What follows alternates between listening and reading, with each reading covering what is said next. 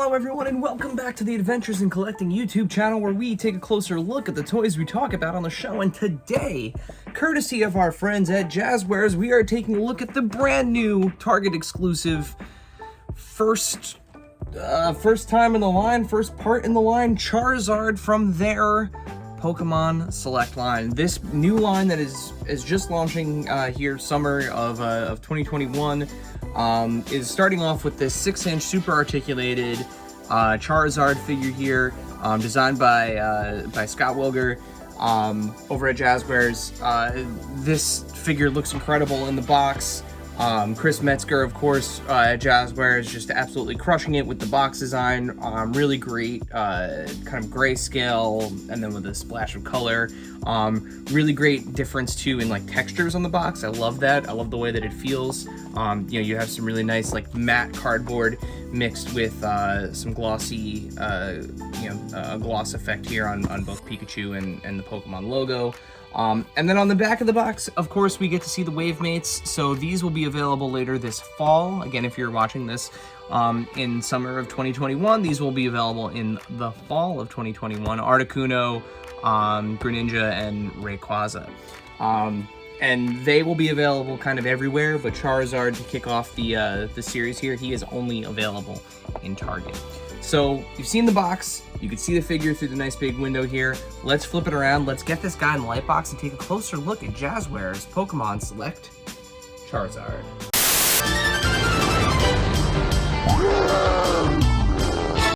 Alright folks, and here we are. Here we have Charizard out of the package. Before we jump into this figure and go over the paint, detail, and articulation, let's talk a little bit about the accessories. As we usually do, there is only one accessory with this figure, and it is a stand. Really cool stand with 2 hinges on it. So, and as you can hear, they have a nice tight ratchet to them, which is really nice. So, they will definitely hold, without any kind of issue there. Clear plastic stand, nice wide base, nice hard sturdy design. And as you can see right on the bottom of Charizard here, there is a nice little peg hole.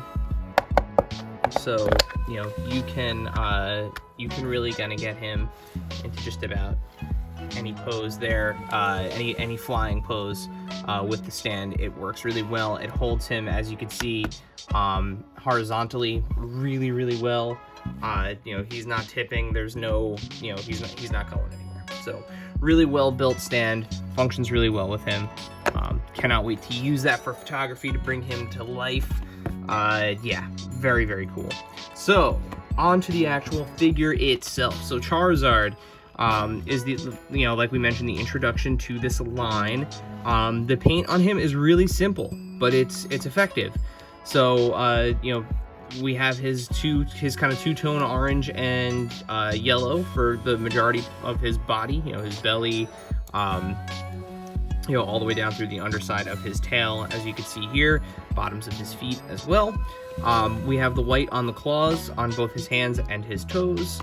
His teeth hits are there, and then the inside of the mouth, of course, is also painted. We have a nice pink tongue and a nice red inside of the mouth. So very good job there. The eye detailing is great. Looks just like Charizard's eyes. And then we have the matte blue on the inside of the wings. And the matte touch is really nice there as well. Plays with the light really well. Yeah, no real complaints there. And then the flame effect on his tail. So very simple flame effect. Really nice sculpting there on the actual detail of the flame. Just a nice red and yellow flame effect there. On to the articulation, there is a ton. So let's start with the tail here. We'll actually go from tail to head this time. So he does have a 3-segmented tail here, all of which are on single jointed hinges, but they all have rotation as well. So you will kind of get breakup depending on how you spin it there. So, obviously you want to try to keep it oriented so that the underside is kind of always the underside, but you do have the ability to twist, and you have a little bit of play there on all of them. So you can kind of get a looped effect if you really want to. but again, hinges really, really well. You can get it to pretty much stand all the way up and come behind him, almost like a scorpion-like effect. Moving into back up to his head now. So on the head, we do have, again, multiple joints. So we have a neck joint, an upper neck joint that will allow you to, with just that one joint, he can look kind of steady ahead like that, or straight up. And that neck joint too, the lower neck joint actually lets you get past up. So if you're thinking about, a flying pose, he is really kind of has that nice like level head from there. And if you wanted him to look all the way down, do something more menacing, he absolutely can do that as well. The mouth is hinged. So we do have an open mouth and a closed mouth, and it does stay. And you can get it to like, it's not super loose, so you do have all of the different levels of open, to kind of go through with his face. And then of course, you do have the rotation as well. If you're familiar with the Jazwares Fortnite figures, the articulation feels very similar to something like the Brat, with these arms here. So we do have ratcheted ball joints, and a swivel there at the shoulder. We do have a bicep swivel as well. We have a double jointed elbow. And the elbow will go the wrong way as well, so, Charizard could have a broken arm. Needs a trip to the Poke Center there. And then we do have a rotation at the wrist. There is no pivot, just a rotation. Obviously, there is no chest or torso articulation here on Charizard. We just got the nice big bulky solid feeling body here, again with that porthole that I mentioned on the bottom for the stand. His hips, we do have ball joints that rotate at the hips, so you can kind of see them in there. You can get his legs out. He can have kind of a wider stance, so he can kind of do that typical Charizard pose, looking menacing, looking up, yelling, and then we do have single jointed knees as well as pivot and swivel at the ankle rocker. So all in all, absolutely packed with articulation. The articulation is not going to leave you wanting any more, I don't think.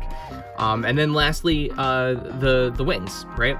So the wings do have kind of hinges there on the back, as you can see, and then they do fold, both directions. So you can't really like wrap him in his wings, but he can use them as a little bit of a shield situation here. But they clearly and obviously are meant to be open and kind of in various forms of flying.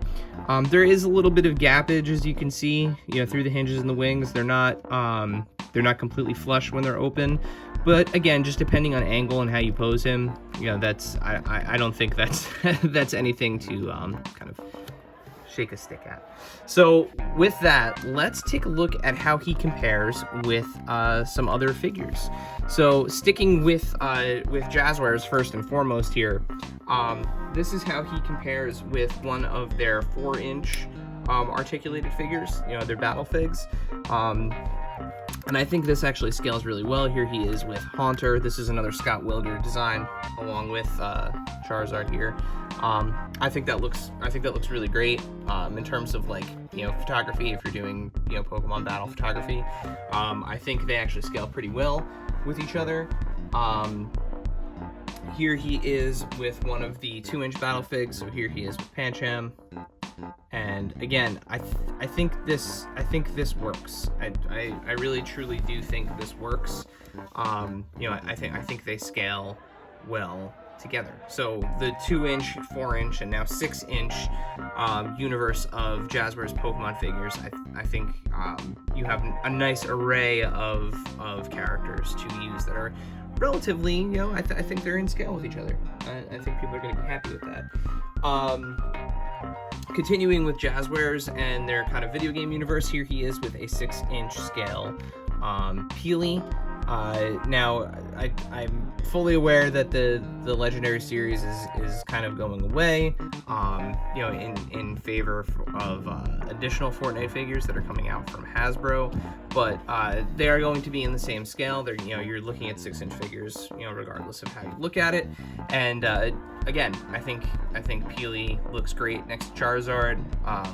You know, I think you have a nice little video game universe that you're building there.